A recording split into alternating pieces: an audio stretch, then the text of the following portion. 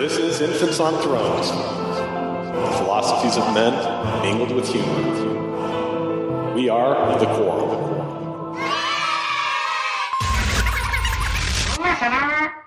Listener Essay.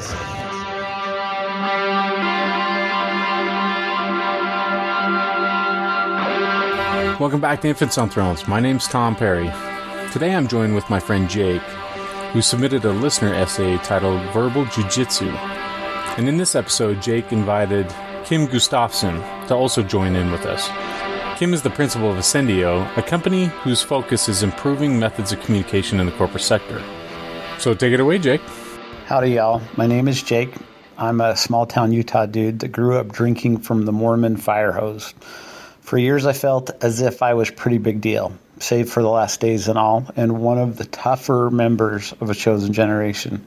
Then they started saying the same thing about, or to, you X, Y, and Z kids. That is why I quit paying tithing and quit going to church. Okay, I'm kidding. My disaffection for Mormonism runs a little deeper than just that, but it does suck not to feel like a big deal anymore. I mean, if the coach just would have put me in, I bet I could throw a football over that mountain, right? So on a serious note, one sentiment I hear repeatedly in the podcast world is that it's semi-impossible to have a productive conversation with the TBM. Over the last year or so, I would have agreed with this paradigm. It wasn't until recent that I started applying a different paradigm to this question. You see, I'm a safety professional. I spend my days engaged in heated conversation about how to change behaviors, cultures, and sometimes standards. I've always called this method of conversation with an opposing foe verbal JiuJitsu. Not until recent have I thought to apply this technique to the opposition of Mormonism. So what do I mean by JiuJitsu? Well, let's just start by unpacking the language. Verbal, basically language. Jiu can be translated to mean gentle, soft, subtle, or supple, flexible, pliable, or yielding. And jitsu can be translated to mean the art or technique of manipulating an opponent's force against him or herself rather than direct confrontation. To sum it up, it's turning an opponent's verbal energy against them. When I teach this technique to other safety professionals, I basically sum up the lesson by saying, when your verbal enemy is making mistakes, get out of their way. I also add, it also helps to entice them down the path with good questions.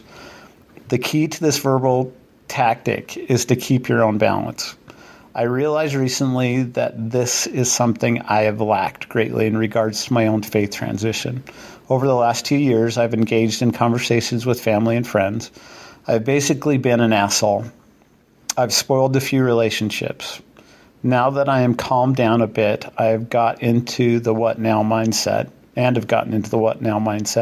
I realize that I have a few things in my pocket that I have overlooked. Or better said, I believe there may be a better way to continue existing in this culture without succumbing to a-holery. How, you ask? Well, let's get into it a little bit. Like I said, I'm an HSE professional, and this is not a self-imposed title. I actually have a piece of validating paper that says so. So, corporate safety and religion have a ton in common. They both have commandments, power structures, and cultures, which is all based off of their own doctrine. Well, long story short, it didn't take me long to realize that OSHA doesn't keep a person safe. It does help by holding the threat of a fine over a company's head, but most regs are so vague that you can almost make them say whatever you want. Kind of sounds familiar. To me it does, and many safety professionals do. Science based in trial and error has proven that people hurt people. More specifically, behaviors hurt people. So what is the ultimate goal of a safety professional? To affect change in people by focusing on their behaviors.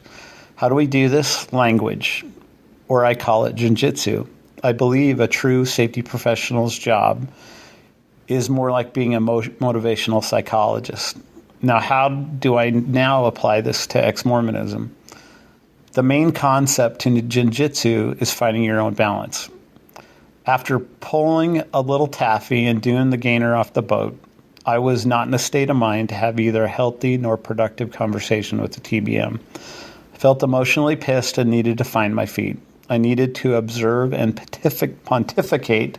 Can't even say it. Yes, I said pontificate. My reaction to the words being used by these TBMs. I needed to have a better reaction to the TBM guilt darts. As a side note, I'm certain Matt Long gets this concept. I loved his comments in the Church Court of Love discussion. Why would you think I'd need to record this, and why would you be afraid of any recording? Great minds, I guess. I don't think you even caught it, Glenn. I think you may have been caught up in those thoughts of how awesome you are. Long story short, JiuJitsu is the art of engaging in productive conversations in which all parties are accountable to and for their own words. So how does it work? Well, let me just give a few simple steps one can take to have a healthy conversation with a TBM. Step 1, good questions, open-ended questions after the guilt darts start flying, aka, wow, why would you say it that way? That comment had some pepper on it. Let's break down and talk about it if we can. Step 2, get a notepad and a pen. Write down the comments on paper. This does a few things, keeps the TBMs on topic, and keeps them accountable to their words. Step 3, probably the most important step, make it clear that you're okay and maybe even hoping to be wrong, but just can't see how. AKA, Chief, I want to be wrong about my lack of belief in this. Based on what I've learned, I just don't understand how. Would you be so kind to walk me through it? There's a lot more to it than these simple three simple steps, but I feel for the sake of fitting it into a small segment of time, it pays to be a little brief. I've begun having great conversations with certain family members as of late. I believe this is because I've deployed JiuJitsu tactics at the beginning of the conversations. Right out of the gate, most conversations begin with these TBM guilt darts being fired at me. Examples, I don't know why you think you can't baptize your own son. I sure wish you would wake up to the fact that you're not going to be with your family in the next life. And isn't that important to you? I absorb them for a time, but fire back a few sincere questions. I usually simply say, Chief, stop right there, and let me grab a notepad. When I show back up, I already have these phrases written on the paper. Then I say, I'm really hoping to be wrong about all this, but I'd like your help in showing me how. When you said baptize my own son, what did you mean by that? I then listen. Experience has proven to me at this point most will either engage in a non-defensive manner or disengage from the conversation. Number 1, be willing to listen and take the conversation serious. Take notes and don't get emotional or react to the darts. I'm certain it's possible to have productive and empathy-filled conversations with our believing family and friends if we find our balance and engage in some of these simple ground rules. Hope you're all doing good. And Matt or Glenn, sorry for offending you. Peace out. Bye.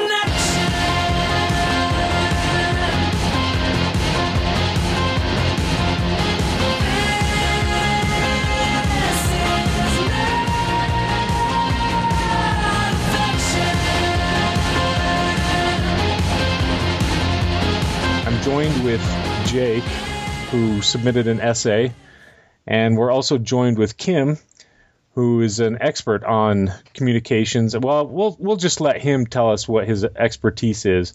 So let's start with you, Kim. Why don't you tell us who you are, where you're from, and a little bit of background and what your expertise is and mission statement. Sure. So my name is Kim Gustavsson, and by the sound of my voice, some people may start thinking Kim, and it may sound like a guy, and yes, I am a guy. I'm born and raised in Sweden. I'm born and raised in Sweden, where that's actually a male name, so that's my heritage. I've been in the United States for close to 30 years. I have a bachelor's degree in political science from the University of California of Irvine. I have studied 7 languages, and my specific work and field of study, one could say, for the last 33 years has been around the impact of language on people, cultures, behaviors, and actions. Oh, that was my reminder to get on this call. And here I am, right? It's a good thing we have Outlook today. Anyway, my specific work is inside of corporations, and my commitment is that global corporations lead the way in creating a world of integrity, equality, human and civil rights for all people. And it was inside of some work that I did in Wyoming in an oil corporation in the field of safety that I met Jake. So our program and the work I do deals with human effectiveness as a bottom line. And Jake and I were in a conversation around the impact of the safety professionals on people in operations. And Jake then took everything from the course and applied it in many areas of his life. I think that pretty much says it all. Awesome. Maybe two other pieces about me is I've studied 7 languages. I am not fluent in all of those. And I've visited 86 countries. Holy crap, that's a resume in and of itself. So Didn't awesome. you just get back from Azerbaijan or Saudi Arabia or something like that last time I touched base with you, Kim? The latest trip I did was biggest one was an around the world trip where I visited, I think it was 8 countries in 30 days, including Myanmar, where I was actually in Rangoon on the day Aung San Suu Kyi got elected. Well, she can't be the president, but her party won an election. So that was a phenomenal day in the history of humankind. So before we get into it too much, I got to ask, do you have a particular favorite place? I have many favorite places, Tom. Okay. I have many favorite places. It all depends on what you're looking for. For me, I find my connection to, if you want to call it a higher power or whatever, mostly in nature. So I'm a nature guy. I love beautiful settings, and you can find those in cities like Rio. You can also, out in the forest or in a mountaintop or on a beach. So there are many places. Tahiti is probably one of those that will stay in my heart forever, traveling around Bora Bora on a little skiff with a guy playing the, what's it called now? The little small guitar. Anyway, that's one of my favorite memories around that. So that's cool. Yeah. So is Italy on your map? Italy's on my map. I spent, it's actually spent 5 weeks there after my first year in college, traveling around by train. Yeah. That's the one place that I often kind of feel like I'm drawn to. I haven't been there yet, but I just love the history. It's just like, man, that'd be a really cool place to soak in. It is. I would highly recommend it. Cool. And you can't go wrong with the food there. That's what I hear. That's what I've heard. Okay, so kind of pushing this back into the Mormon kind of theme here, Jake and I met up and had lunch, and he was talking to me about submitting this as an idea for an episode about how we can build bridges verbally with each other, even though sometimes it seems like so many of us are worlds apart. There's believers, there's non-believers, and how can we find common ground? How can we build bridges with each other and really find mutual ways of understanding, then rather than just falling into the acceptance like, well, they're over here and I'm over here and that's that, and then just kind of isolate ourselves from each other, even though sometimes literally we're living in the same house with each other. And as Jake and I were talking about this, I was like, this is phenomenal, because I live in a mixed faith marriage right now. My wife is a believer, I'm a non-believer, and more times than not, communication is probably the number one problem or issue that we sometimes face, because she has a different set of morals and standards and values, and I have mine that's different. And sometimes they collide in every way, shape, or form when it comes to the kids or whatever. And so this topic, personally for me, and I think it's universal, it's not just Mormons, obviously, but trying to find ways to find a common ground with each other through communication is so important. So Jake, why don't you kind of for a minute talk about why this came to the top of your mind, how you wanted to bring this up, present this as an idea, which I love, and bringing Kim in. So talk a little bit about that. Pretty much the last, I'd say 3 years, my disaffection, or I don't know what the going term is today, my eye-opening experience over the last 3 years, listening to a lot of podcasts, I've heard tons of discussion about just the affirmation, let me back up. In my job as a safety professional, there's a term called root cause analysis. It's like when somebody does an accident happens, you go in and you actually start whittling down by interviewing people and communicating with people, dissecting equipment, whatever, to find what is at the very root of this event, and how do we mitigate this in the future.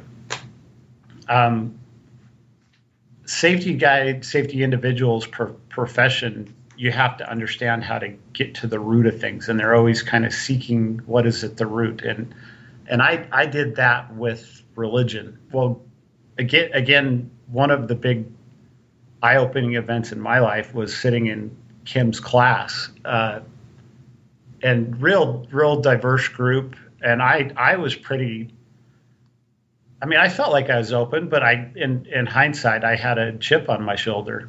This class, I wasn't real quiet in the class, was I, Kim? I always thought I had something to say, at least. You did.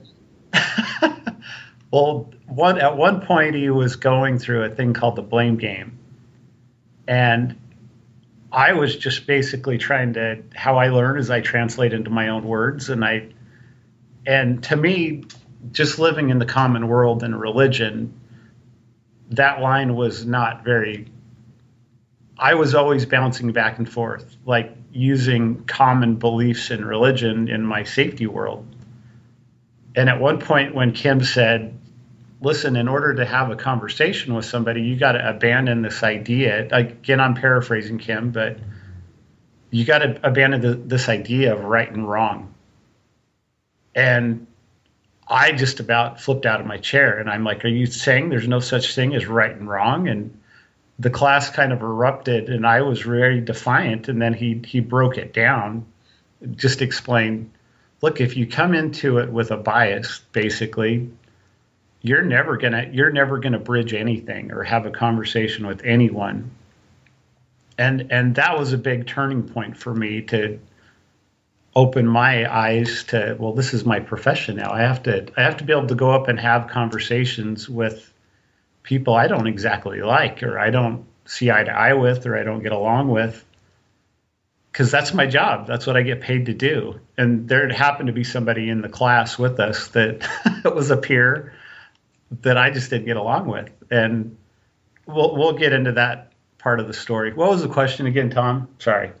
How this became an idea to present as an episode. Yeah. So about a year ago, when I really started chewing on the Mormon bark and went through the whole stages of anger and betrayal, and everyone that I had a conversation with that was true believing Mormon, we just locked horns.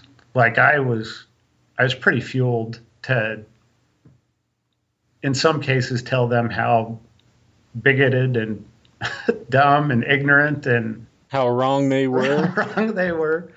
Yeah. And I severed a relationship with my brother for quite a while, where we just couldn't talk to each other because of my inability to just have a respectful, generative conversation. I just would start pounding the table, and it wasn't until those emotions kind of subsided that I really started like thinking, well, I could apply some of my conversational techniques that I learned from Kim in my religious world or my non-religious world now. Because I'm very similar to you. I have a true believing, my wife's family are all dyed in the wool, and very true believing, including my wife. And we, for about a year, have had a real difficult time having conversations. And I was just complying to comply. And at one point, she got so sick of me going to church with her because of me being an antagonist that she came up to me and said, maybe you ought to sit this next one out, Chief. Like you're becoming a very unhappy person. So long story short, fast forward to about a month ago, I strategically sat down at an event with my father-in-law, who is very wanting to talk me back into the church type thing. And it turned in initially to a kind of it was going down the brother route, the same type of conversation I'd had with my brother. And I had pre-thought it, but I tactically went in and grabbed a notebook and wrote down some of the little Mormon dart phrases he was saying. And I could tell he was defensive, but he was still kind of shooting the, hey, you're going to go to hell, and why didn't you baptize your son, and blah, blah, that type of thing. And we just started like getting present with each other. Like, what do you mean by that? Like, I want to understand, and I'm okay being wrong. Just started applying some of the techniques that Kim had taught me that were already habit. I just never thought to apply them in this setting.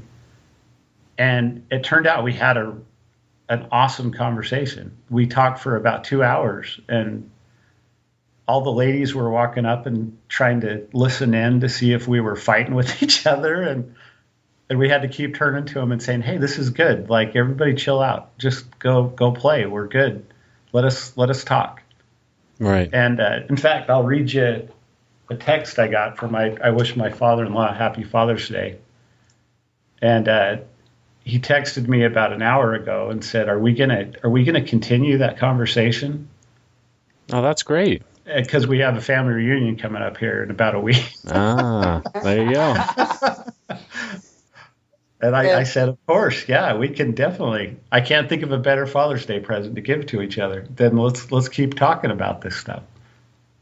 So there it is. There's all my background, and I had never been online or been on Facebook, but I made an attempt to get on Facebook to look up Tom so I could just tell him about this and say, is this useful? Is this something that we could share with everybody that's kind of in our same boat? And which is hilarious, because I think you already knew the answer to that question, because it's been so effective for you that it's like, yeah, of course, applying these techniques or these principles in our daily lives in all sorts of avenues, not just religious, but obviously with, your business and stuff like that. It's incredibly valuable. What do you think about that, Kim? I mean, do you feel like that you're teaching life techniques, so you're not just helping people in the corporate world, but you're actually helping people in their personal lives too? Oh, absolutely. I mean, the work that I do and the principles, and if you want to call it models I use, come from a field and our proprietary nature and all that kind of stuff that I've been studying since I was 18 years old. And they are life techniques.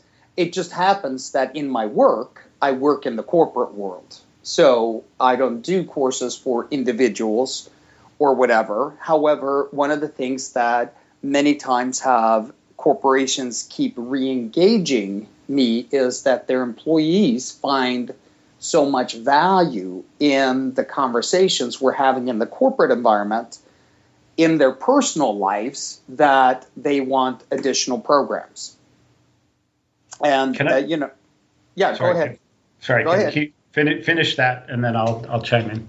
No, sometimes there is, trainings corporations have, and one of the feedbacks I've gotten and questions I've gotten from time to time by people inside of corporate training departments is, what is it you do that has people want more of your stuff? Because when we put on programs, we have to drag people into our courses and into the seats. And when you come and you do something, they want more of it. And not only do they want more of it, they want their friends or colleagues to do it as well.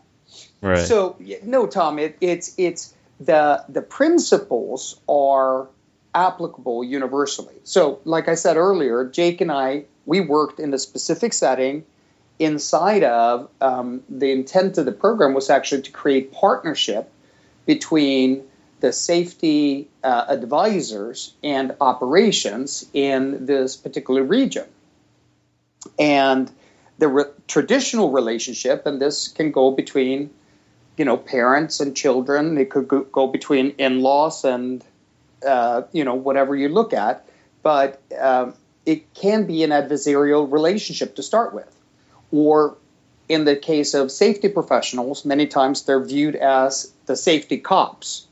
And if you just think about that yourself, what's your relationship to a police officer? If you're driving down the freeway and all of a sudden you see a police car behind you, do they seem like a partner to you in keeping you safe, or do you check your speedometer and automatically slow down?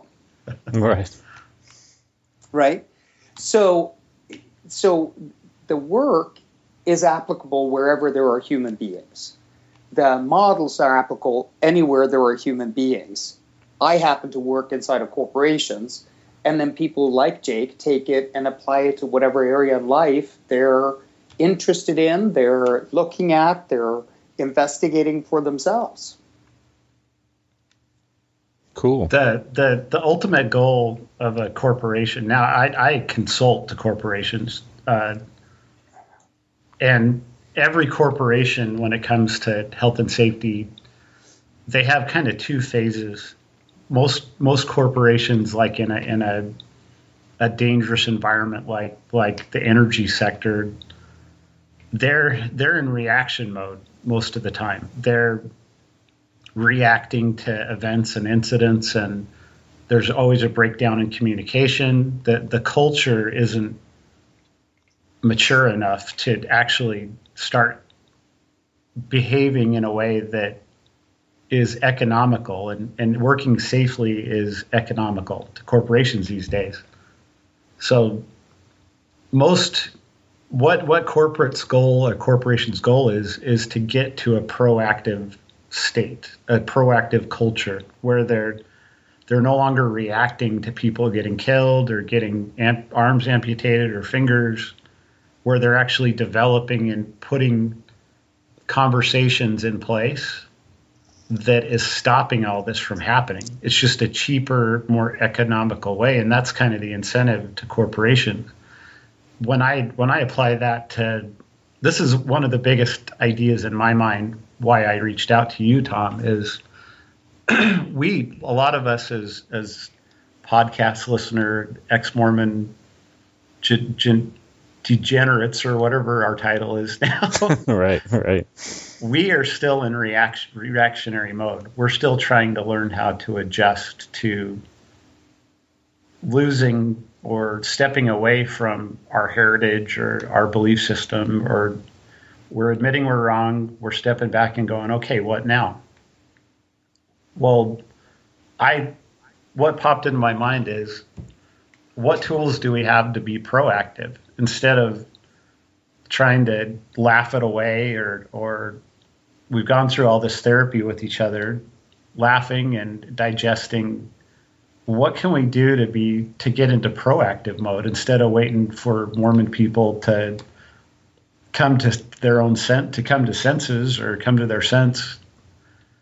What can we do to be proactive, to reach out to them, to start having conversations that they're not throwing their defenses up, and that they can look at us and say, hey, these apostates are people too. They're decent people. They haven't changed. They haven't grown horns or.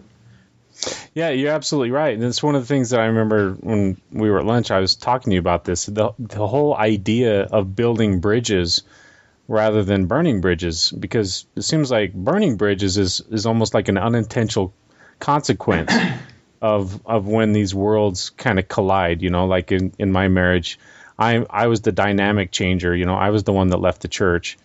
And so in a lot of ways, these gaps were being formed between us that I didn't intend to happen, but from her perspective, it was perceived that I was creating these chasms or rifts between each other. And then, you know, I set up camp in my little world, and she set up camp in her little world, and then we have these areas and gaps between us that almost seems impossible to find ways to negotiate and find common ground. So I am curious, Kim, what do you think about? I mean, have you done a lot of work between like religious belief to disbelief and disaffection, and seeing how these worlds kind of collide and how they can compromise? Is this new to you, or have you seen this before in other places? So I have never directly worked with it. In a relationship or so, I can't say that. I have seen people use some of the materials to investigate areas of their own lives, just like Jake did. So, you know, one of the things, Tom, is that if we look at some of the basic perspectives I bring to the table, I would say that an individual, a marriage, a relationship, an organization, a society, a church, anything you take is a network of conversations. And there are certain conversations within that network that move the individual, the couple, the organization, the society forward inside of its intended purposes and results. And there are other conversations that actually stall or undermine it. Many times we're unaware of the conversations that we traffic in and the impact of those conversations on ourselves, our lives, and others as well. So my work is around people waking up to and becoming aware of how their conversations impact themselves and others, as well as the organization. Once we're aware of it, we can actually find ways to navigate around it. So one of the things that's been in here in the conversation already that we can bring a model to, for instance, is this thing about coming to a conversation with a perspective. Well, you and I as human beings, we can't help but having a perspective as we enter into a conversation. It comes with us. Right. What's useful is to be clear about the perspective we're bringing prior to going into the conversation. If we're unaware of the perspective we're bringing, it is reality. We can't distinguish anything outside of that for ourselves or others. If we're actually clear that we're bringing a perspective already, we can start hearing and seeing things that are outside of that perspective. It sounds like you're saying that we need to be self-aware enough of our own biases, right? That's a great way of saying it. Great way of saying it.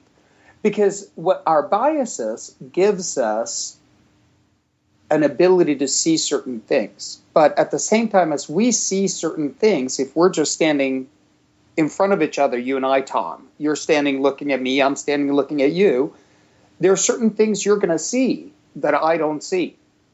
Right. You're going to see everything that's behind me that I can't see. I'm going to see everything that's behind you. Now, some of the time, or most of the time, I would actually suggest, we relate to each other and we converse with each other from a perspective that we both see and understand the same thing. So instead of building bridges, we're talking about, and kind of our perspective in the background is, well, Tom must be really strange. I mean, I see all this stuff right behind him, and given he must see that too and understand and know that, given he's come from that direction, why is he behaving the way he is? Right. He's just a really strange creature. I would agree with that. Right? And so then whatever you're saying, I'm listening to whatever you're saying through this really strange creature or interpretation of the strange creature I have in front of me. And I'm actually not hearing what you're saying. And I'm missing what you're saying that may be right behind me, like the bear or the tiger or the wolf. Kim, I had drawn the little, I went and borrowed a pen from the fast food place. And I drew the little, remember the little rectangular box where this is you, this is me, Tom? Yep. I drew that for him, and I know he was like, what the crap is this? But no, but it's a good visual representation of seeing that we all have blind spots. And I think that's what you're saying, Absolutely. Kim, is we do. We come into a conversation or when we meet people, there are blind spots all around us, and vice versa. You know, that person's coming to the table with their own blind spots. Yep.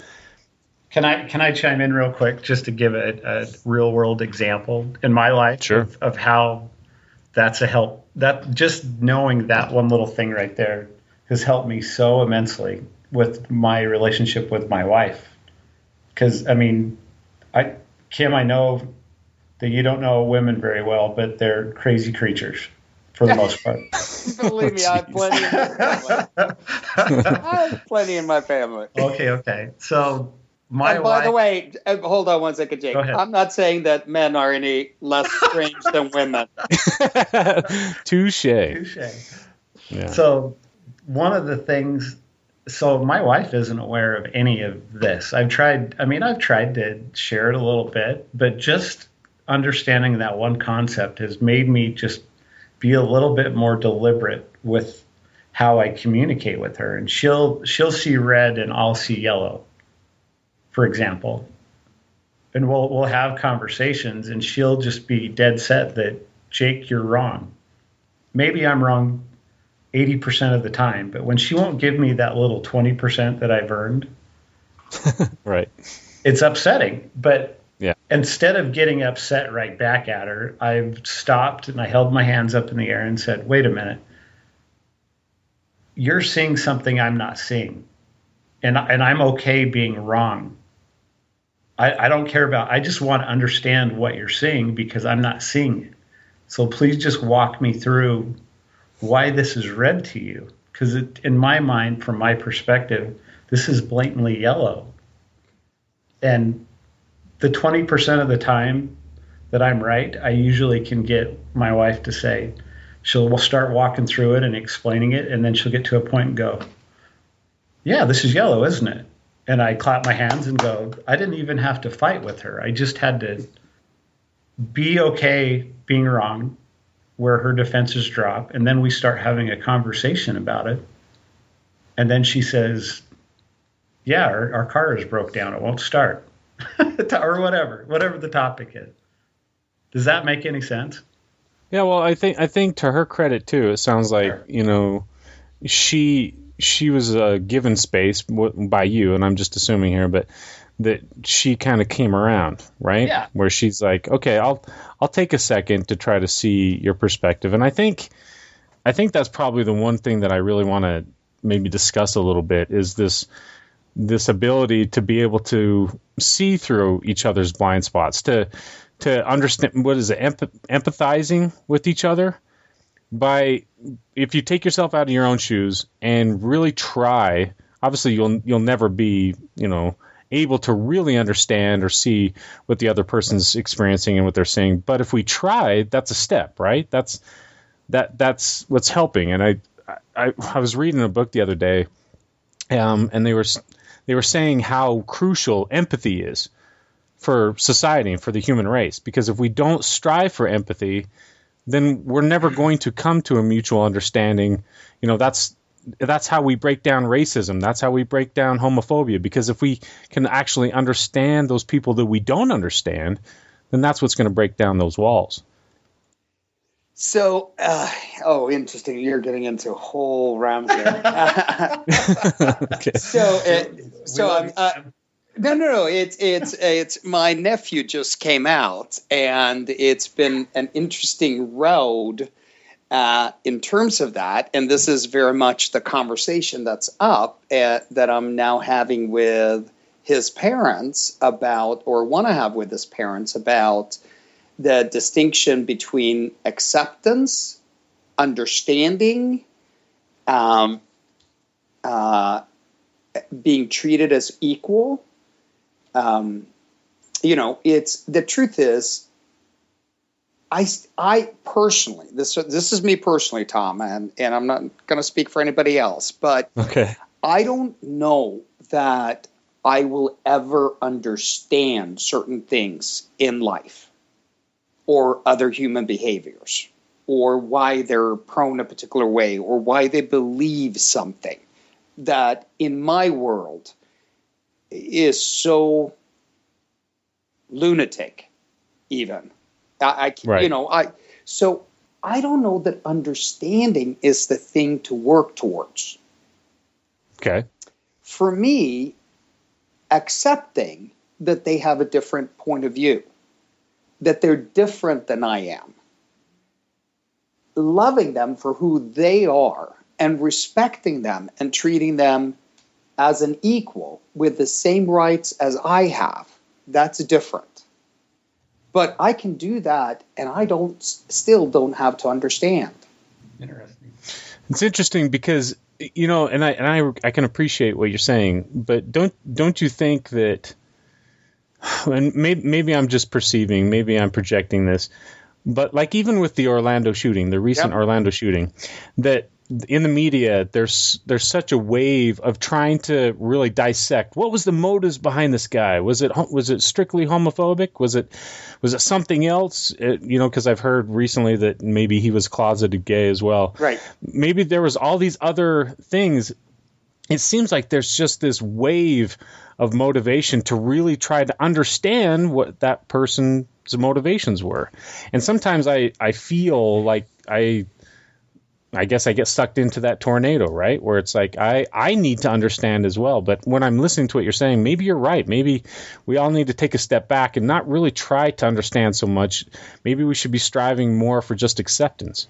Well, so if I took what you just said and I put it into one of the concepts, again, that I work from. So one of the things is that I open any program I do in any corporation, in any setting, with any organization, with one of the things that I say is, I am not here to teach you anything. I do not have the truth on my side. We are going to look and explore certain things together, and I bring a certain perspective. It's up to you to look and see how this applies for you and in your work and your life. But if you're thinking that I come with the truth, then we need to do some other work first. And the basics for that, Tom, is that our society and our world has been built on rewarding people for having the right answer. One could say that also falls in the domain of understanding. If you understand multiplications, you'll know that 2 times 2 is 4. If you understand physics, you'll understand, E equals MC2, what is it? E equals MC2 square, whatever that is. Right. If you understand. And that is an answer-filled world. I think there's a lot more value in actually staying in a question, like an inquiry, and looking at something to see what you can discover. But we are so driven to have an answer that it actually stops the inquiry. So if we go to the Orlando shooting right now, the people that you have one side that is for gun control, and on the other side you have the NRA, which is against gun control based on the Second Amendment. And you now have two opposing forces against each other, arguing for who's right and who's wrong, rather than people actually stepping back, like you're saying here, and taking a look and going, what is going on? What is it that has this occur time and time and time and time again in the American society? There are other societies that had mass shootings where they actually don't occur anymore, or at least do not occur at the scale that they do here in the United States. But it's interesting because in the United States, I don't know if you're aware or not, but the CDC is not even allowed to do any research on gun violence. And if we look in the disease world, study the phenomena of killings by gun violence in the United States. The CDC cannot look at it. So if you take it, another area where people are killed at a large scale, automobile driving. And the CDC has been able to study it. Laws have been passed, regulations have been passed, which has made the world of driving safer. But when it comes to this, it's one of those things where, like Jake said earlier, people are so positional that they can't even hear or listen to what's on the other side. It's the sacred cow. Nobody's wanting to actually announce the sacred cow in the room. And actually stop back and start looking at it. I was in a conversation with somebody else the other day about that particular thing, and when it comes to that world, I am for gun control. I grew up in Sweden, and to get a license to have a gun over there takes an act of Congress, basically. It's and they have to be stored certain ways. There is incredible laws against it that comes with weapons of that nature, and you certainly cannot get an automatic or a semi-automatic weapon as a civilian. There's no reason for a civilian to have that. That's my background. So I come to this society with a pretty strong opinion in that domain that, it's, yes, the Second Amendment says a well-armed militia, that's different than every single individual being well-armed. But that's my opinion, and opinions don't move anything forward. So when it comes to the topic that Jake started with, which was verbal jiu-jitsu, one of the things that we're also unaware of is what are the types of conversations that can actually move action forward. And one of the first things I would suggest people have to do is to start looking at and being willing, and this is a key word, and I don't know if you remember this in the conversation we had about right wrong, Jake. Yes, sir. But I love it when he calls me sir. Oh, sorry. It's one of those. I know it's a heritage thing, and you got to realize in Sweden it's like we're very informal. And the first time I was called sir, I think I was 26 years old, and I'd started working in Texas. And somebody called me sir, and I looked at him, and I'm like, "What? Who are you talking to?" But anyway, yeah, you remember me telling I used to get beat if I didn't say that. So yeah, right, it's exactly. a habit. Exactly, it's a habit. But what I was going to say is you have to be willing, and the key word is willing, to be wrong about your view of the world. If you're not willing to be wrong about it, then you've got a position and you actually cannot hear anything from any other position that may illuminate something that could be in your blind spot. That is powerful. But would you be willing to admit, too, that that's a tough pill to swallow? for people. Oh, no kidding.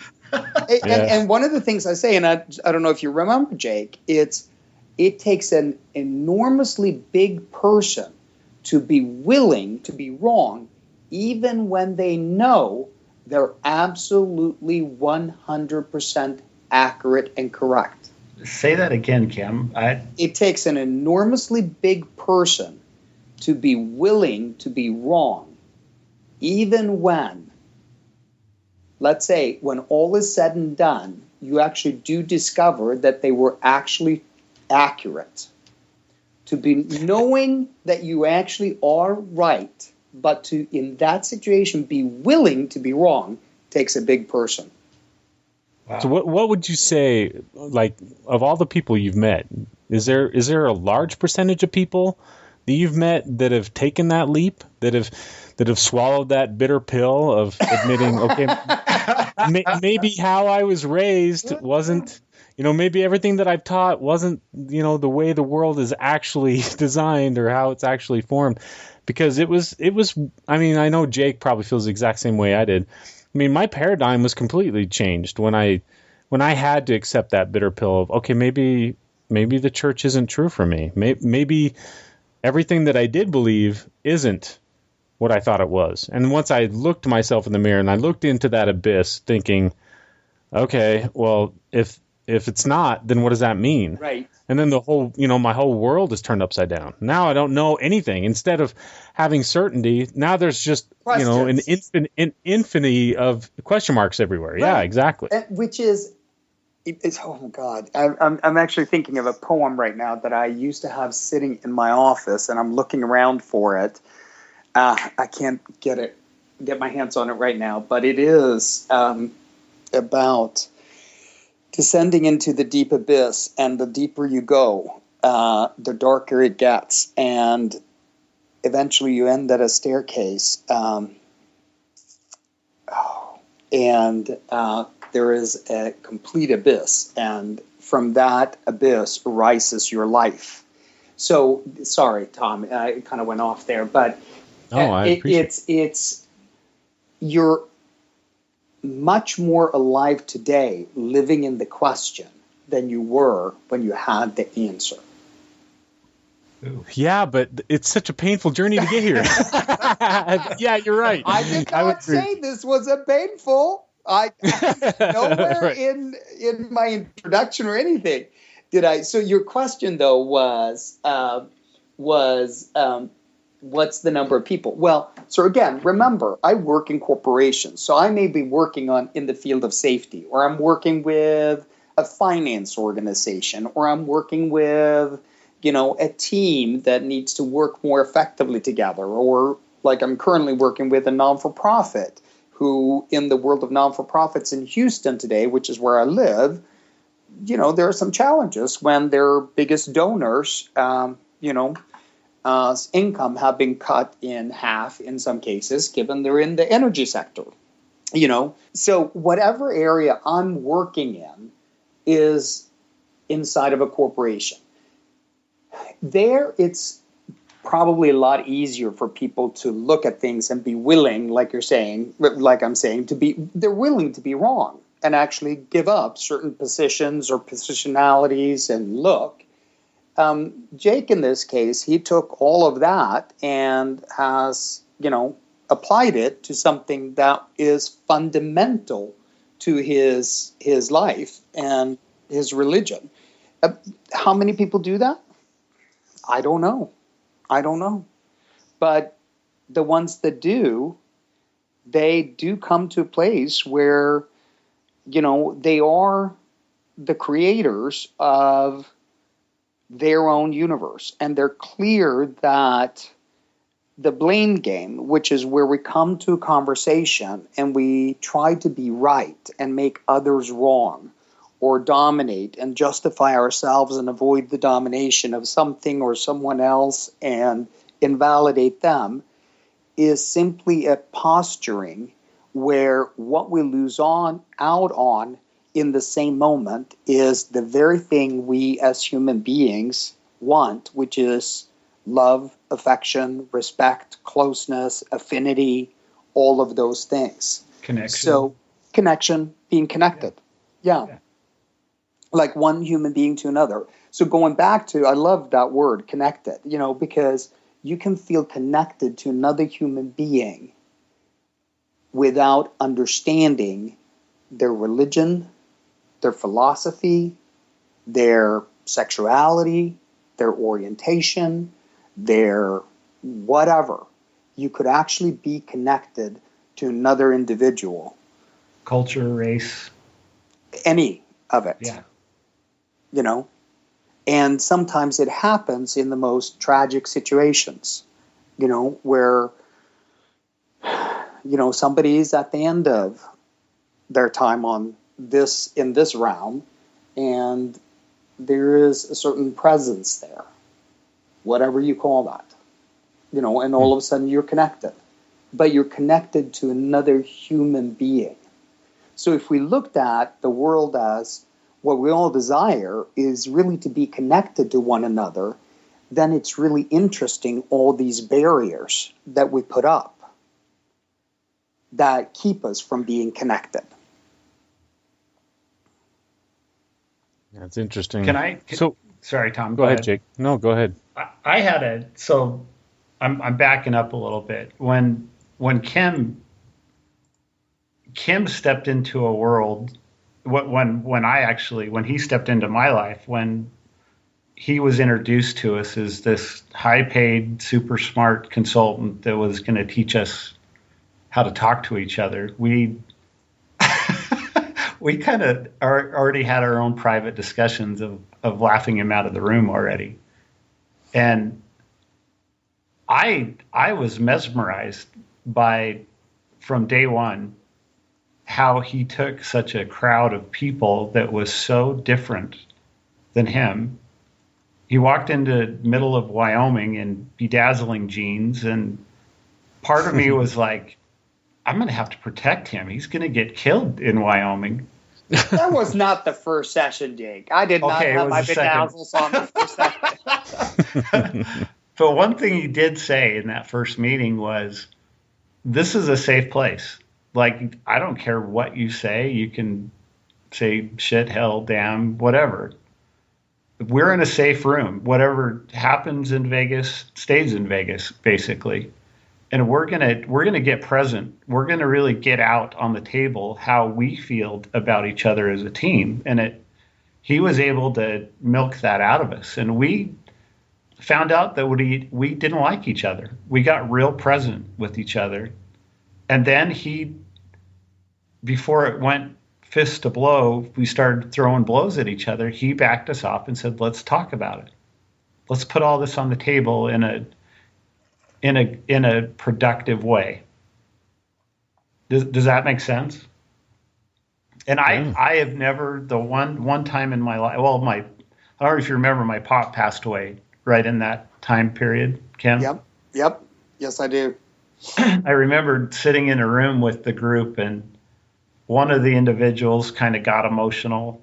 And I'm a pious, big tough guy, or at least I thought I was. And out of nowhere, I just got super emotional. And I didn't even know why. I literally had to go outside for about 20 minutes. And I was doing that whole 4-year-old, I stubbed my toe. I just couldn't get control of myself. And I couldn't believe how much of myself I was holding back, how much I wasn't living in real life and being present, how much emotion I had built up. And I think that goes to what you had said, Tom, how many people really do this. This is the hardest damn thing in the world to do, is to really evaluate yourself, especially when you put it in a Mormon context or whatever context we're in as human beings. We feel like victims. We feel like the church has done this, and we're victimized. We've been sold a Hallmark card when the real story is this guy is just a complete creep, or our history is so non-credible, and it's damaging. But how do you step out of that victim box and stand back and go, okay, what part do I have to play in this? If my family, my culture is important to me and being a positive part of that culture, what part do I play in this? That's the hardest thing in the world to do. Does that make sense? Yeah, and I would agree with it. As we've been talking, I often do find myself, being a champion for people to become more self-aware, to really understand themselves in a much more objective sort of way. But it's always like I want to give that caveat, like it's going to open a can of worms for you too, because you'll see a lot of your flaws. You kind of have to work through a lot of those issues too. But I think you're right, Kim, because when you were saying that it opens the world to you, you look into that abyss and then eventually you start to see the staircase. And I think that's right. You start to build the world on a much firmer and much stronger foundation. And like all the colors are more brighter, all the flavors, taste better. I really do think that, even though it is kind of a difficult journey to go on. But I also want to ask, for those of us, and I do mean everyone in humanity, how do we avoid the pitfalls of being aware of our blind spots, or getting out of the traps of certainty? How do we do that? So Tom, it's when I first started this journey for myself. So so I didn't grow up in a particularly religious home. But I grew up inside of a social democratic society that had been basically, the social democrats have been ruling the country and been in government for the last, I think, 60 out of the last 80 years or something like that. This was in Sweden, This right? is in Sweden, exactly. Yeah. And I grew up in a steel mill and lumberjack town, lumberyard town. That was my background. And at the time I was working in a restaurant, and really what was available to me as a future, I thought at that time, was if my boss potentially opened a restaurant in Stockholm, well, then maybe I could move there and work in that restaurant.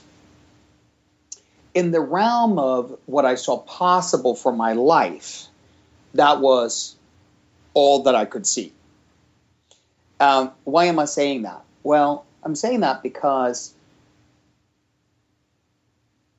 at that time in my life, when I first started looking at this for myself and really the parameters of my life and my thinking, because one could say that what we're talking about is what is the parameters of your own thinking? If a belief that you have is reality for you and not a belief, then you can't question it. And you have to simply relate to it like it's real. Whether it is or isn't is irrelevant at that point. And you've lost your own ability to investigate and inquire. Right. Right? So I consider myself lucky enough that a friend introduced me to what was then a personal development program back in 1982. I was 17 years old.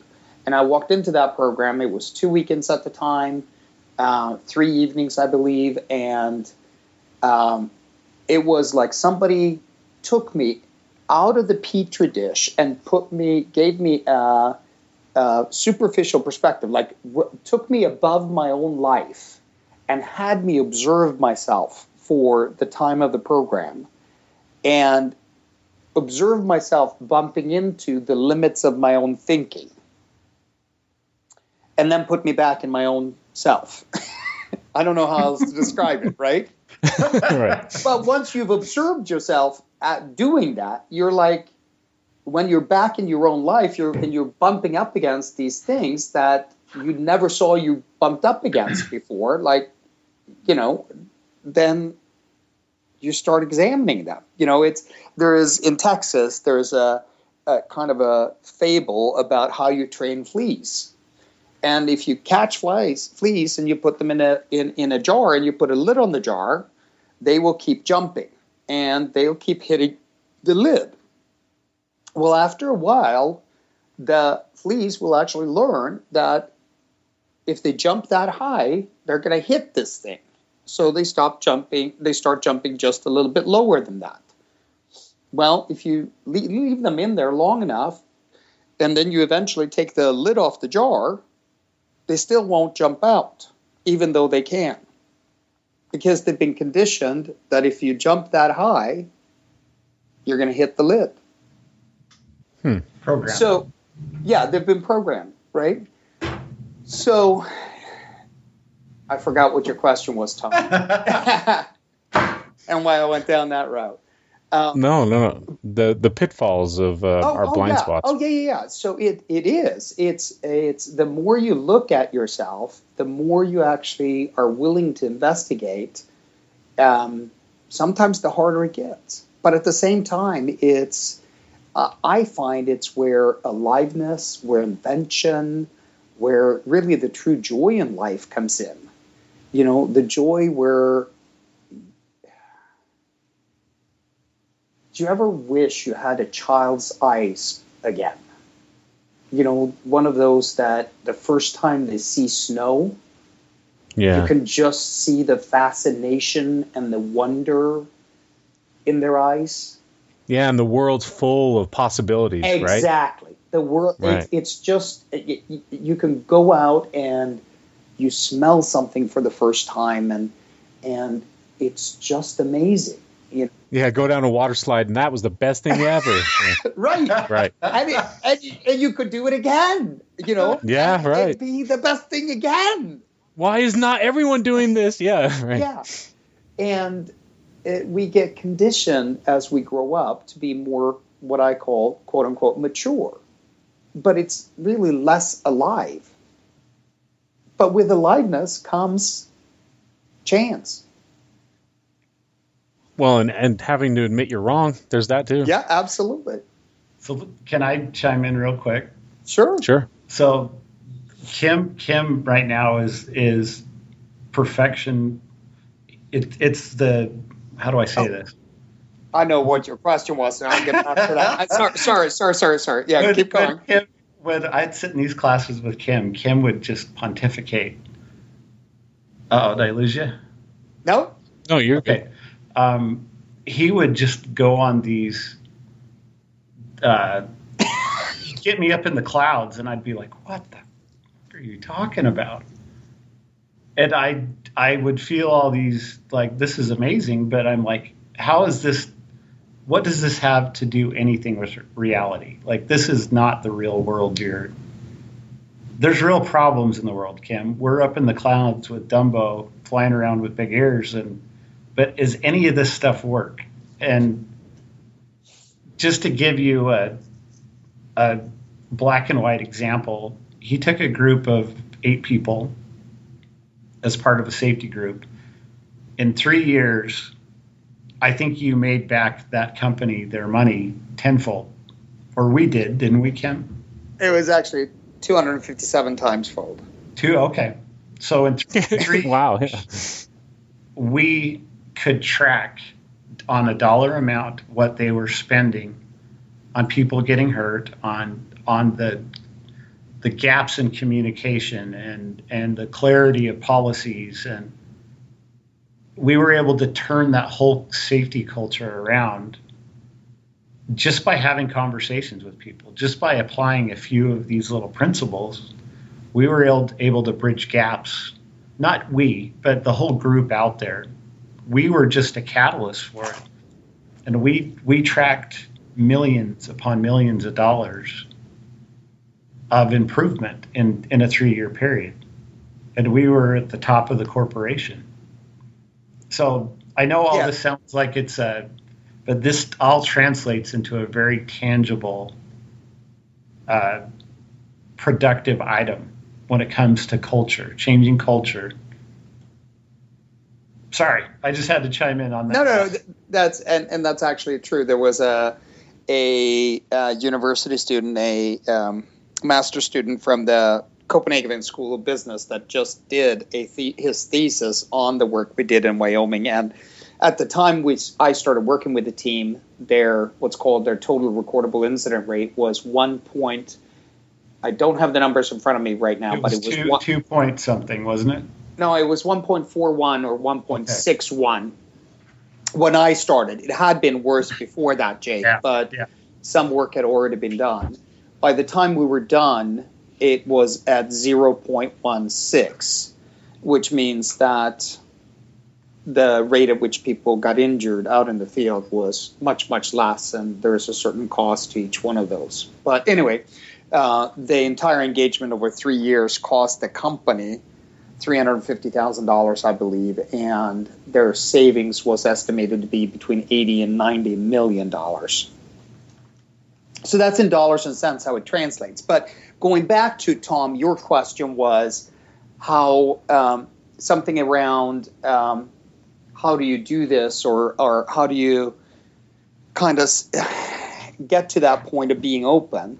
And I got to admit this. So when I first participated in anything and started investigating myself, if you want to call it that, when I was 18 years old, I actually did think that there was one day I would arrive where actually I would be outside of the blame game. I wouldn't be playing it anymore. I would be, I would be above it. I would have transcended or whatever, arrived, whatever you want to call it, right?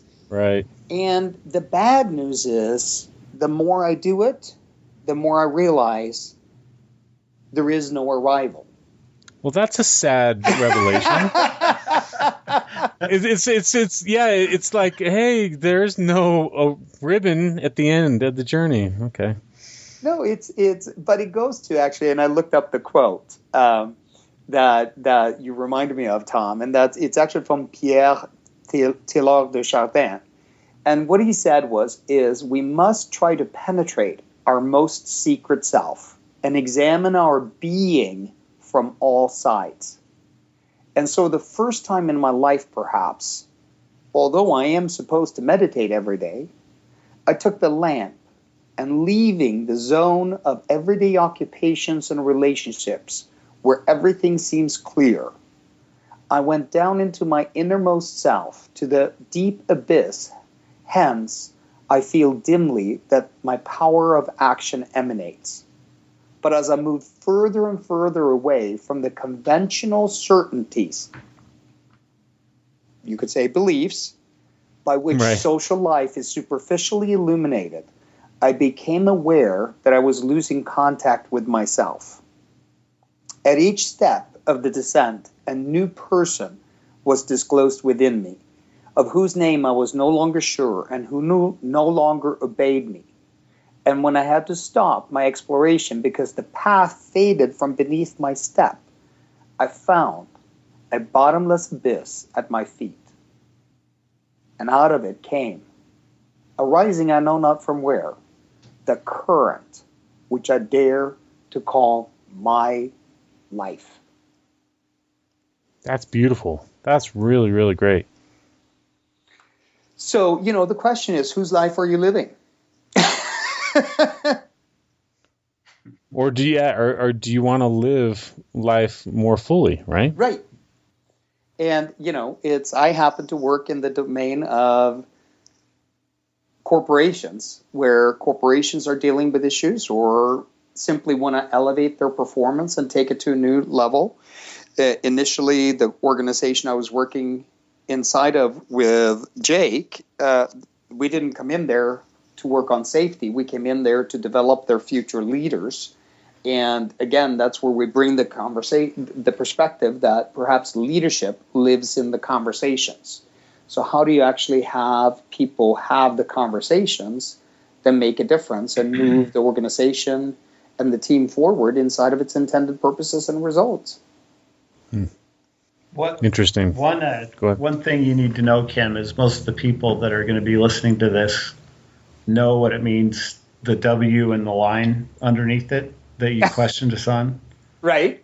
Tom, I don't know if I told you about that, but he... Remind us. He put beginning of class, he'd put a W on the wall or on the whiteboard, and he'd put a line under it, and throughout the whole class say, what is that? Every time somebody would say, well, how do you do that? Leadership will push back at you, or that's against policy, or and then they would get real adamant about, well, this is the right thing to do, but we're getting blocked or whatever. And you keep pointing at this W that's underlined. Finally, at the end of the class, what is that? And he's like, you're not going to do anything. You're not going to progress or be in generative mode if you're not willing to put your ass on the line for something. So make a stand. And most of the people listening to this can have done that. They've put their tail on the line to make a stand for something that they feel is right and wrong, or that they feel is the right thing for them, I guess I should say. Does that make sense? Absolutely. And the thing I would encourage is to keep looking at, it's how do you, and I think, Tom, you're the one who said it, build the bridges so that you don't lose the connection, the love, the people in your lives that have been there, Now, I don't advocate hanging around somebody that's abused you. That's not a healthy relationship, However, neither one of you probably have been married to who you've been married to for as long as you have because you didn't love them.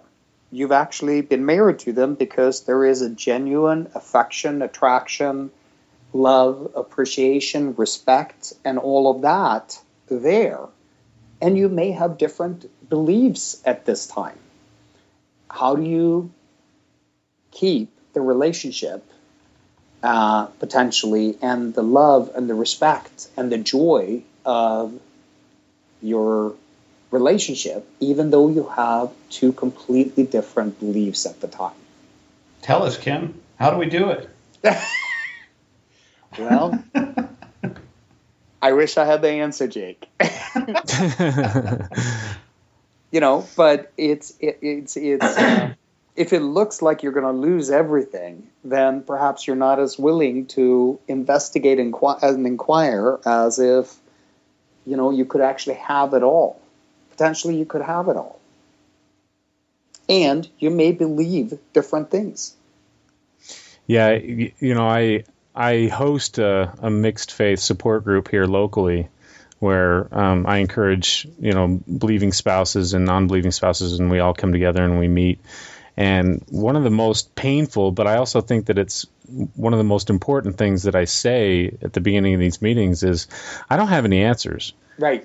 And just so you guys know, I'll be sharing my experiences and my perspective, and that may or may not work for you guys. Each case is different. You both need to evaluate yourselves and each other. Yep. And find out what's best for you, because that's what I'm doing. I take, tidbits of advice and tips and tricks from other people, and sometimes they work and sometimes they don't, because my wife's a completely different individual than myself and a lot of other people. So you have to evaluate differently. And it's painful to actually say to some people, like, I think divorce might be the best option for you, because it has such a negative connotation with it. It's divorce. That means it's a failure or something like that. But sometimes that really is the best option. And absolutely. I think like what you said, Kim, you got to keep everything on the table, clean the table off. There's no certainty. There's no answers here. Let's build from what we've got, and I don't know. I really, really like this. No, and you're absolutely right.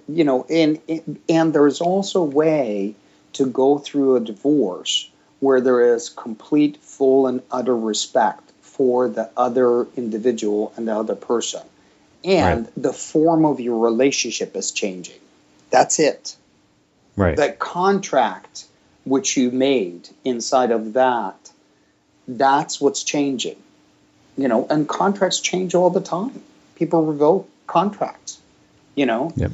But it's interesting when you do put it inside of this domain of marriage. Now, a contract changing, that is, then you go into morality and failure and all that kind of stuff. But for some people, absolutely, it is the best thing, Yep. Well, I know we're kind of running up against it, but I want to leave some time if there's anything else that you guys want to share or talk about. I don't have anything specific.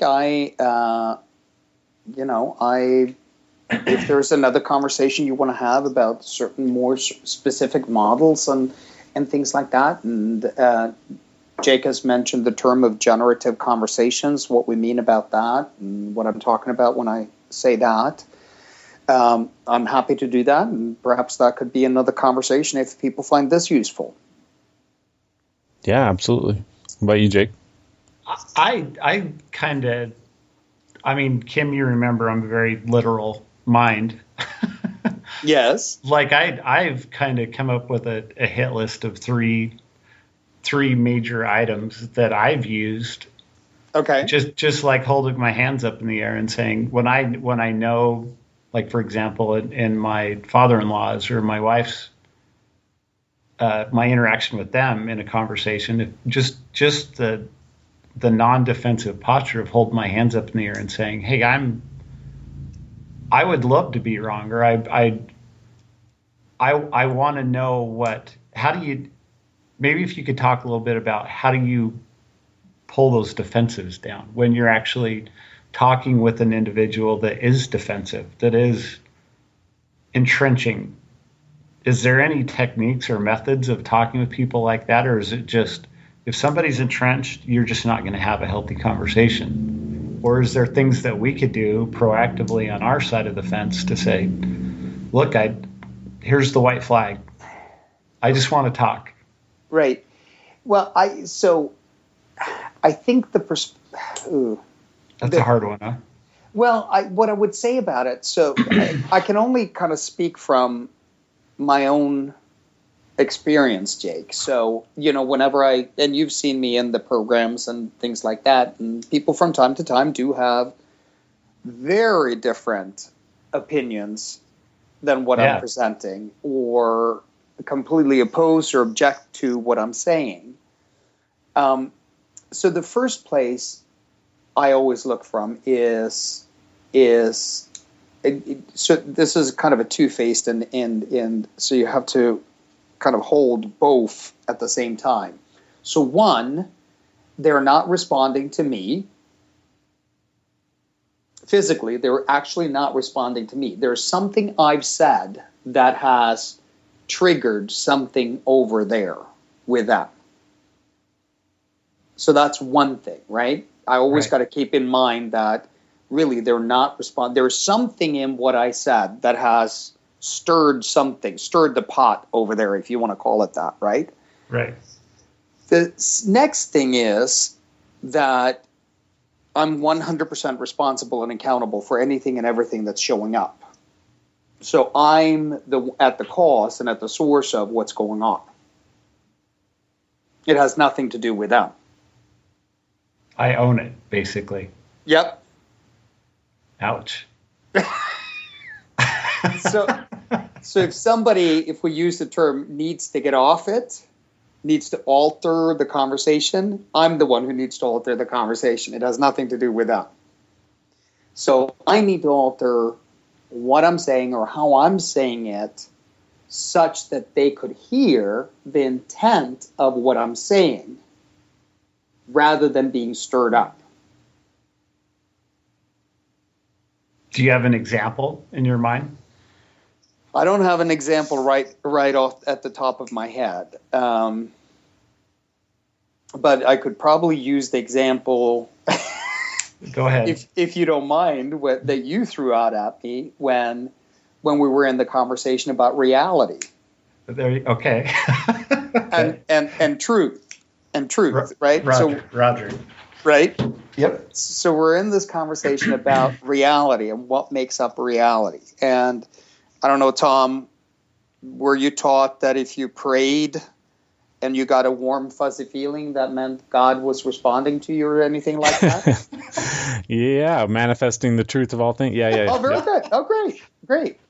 So, I can very easily teach you and every single person who's taught that how to know and ensure that anything you pray on, God is responding to.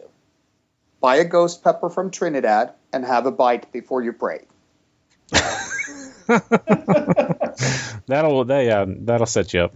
You will. I can guarantee you, God will respond to every single prayer if it's based on a warm, fuzzy feeling, right?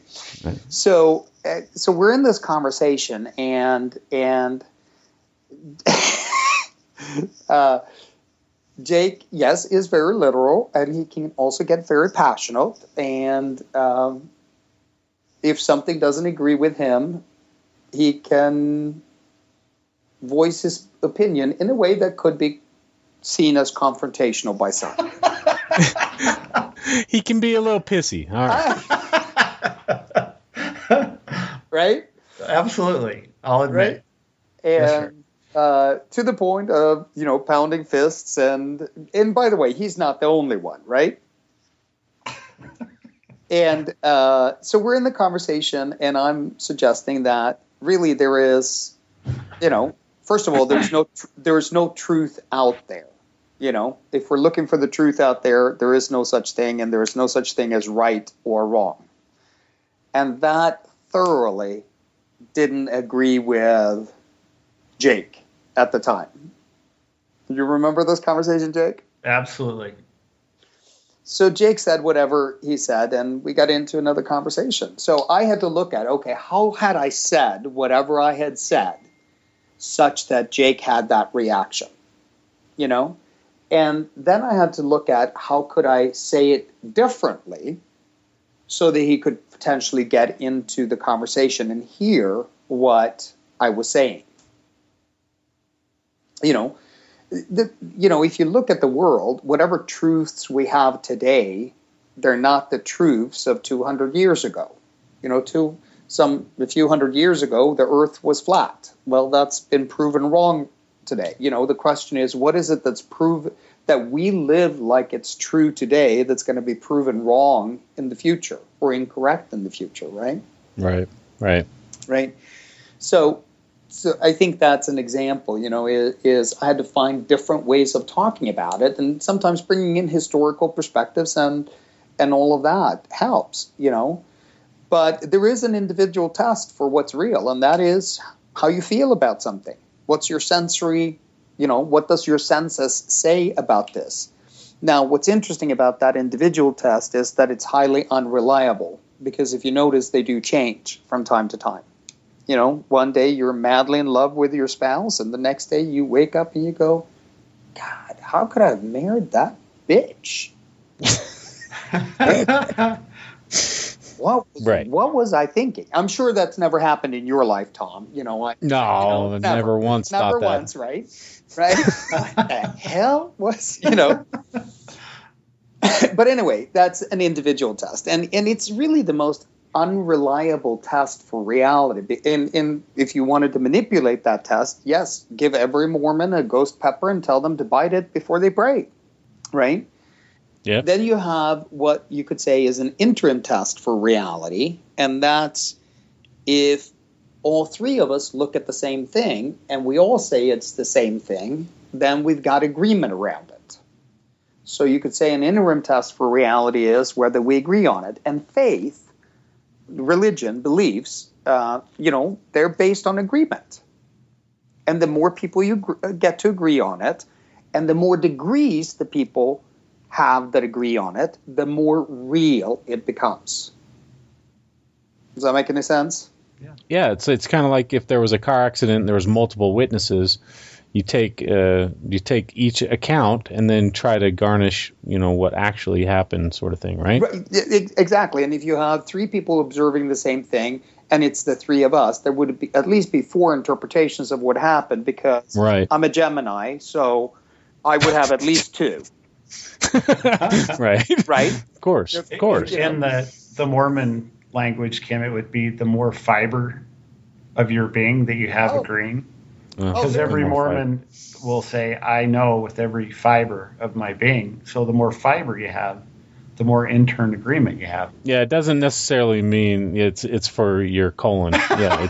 No. I although it could be healthy to have a lot of fun it would be. With some of our beliefs, because some of them may actually go out that way, right? Right? So, yeah, that's great. The fiber of my being. I'm gonna write that down. I like that. and then there is, and this is where Jake really got tripped up in this conversation next. What one could say is the ultimate test for reality. And the ultimate test is whether or not something has physical existence. So I don't know if you're sitting at a desk right now. You could actually physically feel that desk, right? Right. Or you're sitting in a chair. You can physically feel that chair. And that's the ultimate test for whether or not something is real, right? Now, beliefs, you can't put that physical test to. Can you? No. Well, I suppose like with prayer, and then you get the warm feeling if you didn't eat a chili pepper. Yeah. Yeah, but then you're at an individual level. Yeah. Right? And then if several people do the same thing and you get agreement, now you're in the interim test. But can you actually, when it comes to beliefs, and let's say right or wrong is a belief, can you actually give it that physical test? No. So maybe it could be something to be questioned. Pandora's box. Yeah. Right? And besides from that, if you took the desk you're sitting at and you took it to... Oh, did you ever see the movie The Gods Must Be Crazy? Oh, yeah. Where this little plane flies over the African Kalahari Desert and drops out a Coke bottle, and the local tribe has never seen a Coke bottle, so it must have been a gift from the gods. And whereas they never had possessions before, it was all communal living, all of a sudden they start fighting because there's only one of these things. Right? So, and it really, what was it? It was a Coke bottle to us. To them, it was a gift from the god, and it could be used in many different ways, right? So what is it that says that the desk in front of you really is a desk? Language. That's deep, man. Hang in there, Tom. He's going to get to the... Right?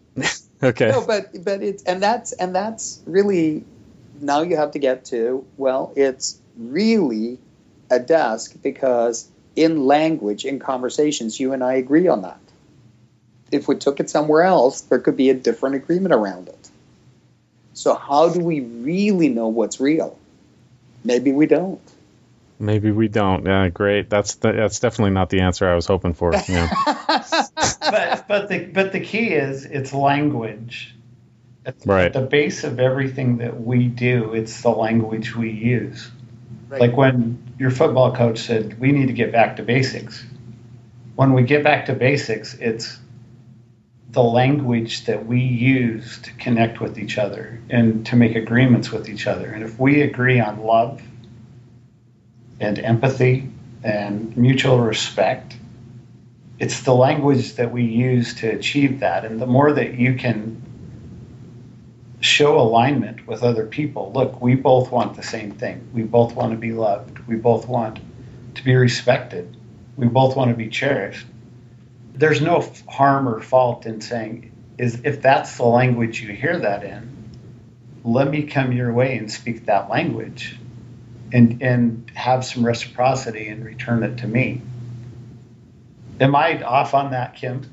Yeah, no. And getting that deliberate with communication, that's something that we don't do proactively. Once we start becoming tribal and we separate ourselves to you're ex-Mormon and Kim's gay, and once we start throwing these fences up around the groups, quote unquote, we quit learning each other's languages, and we're fighting over the terms that we use to describe our own reality.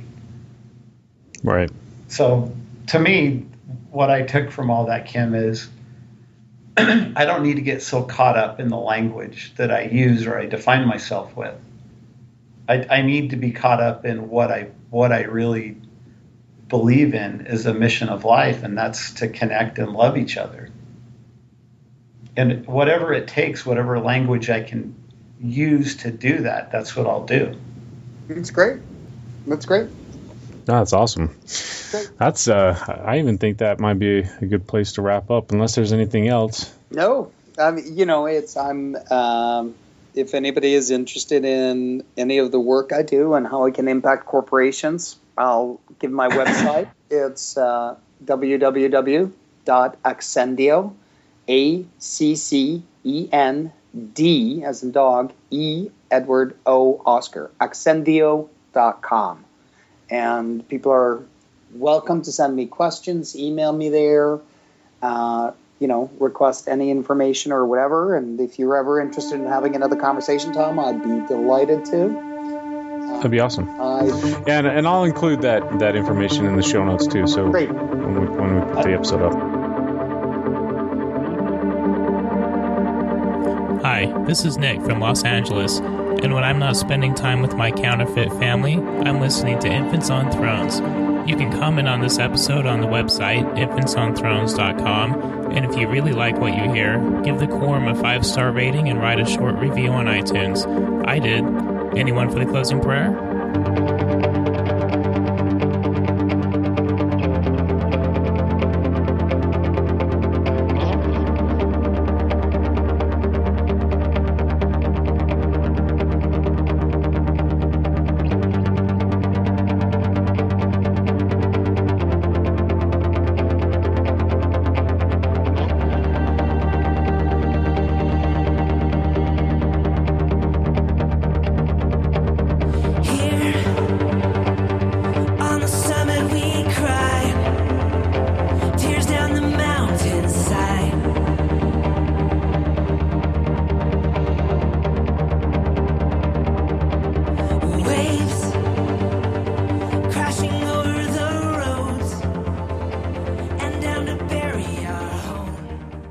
Thank you for listening to Infants on Thrones.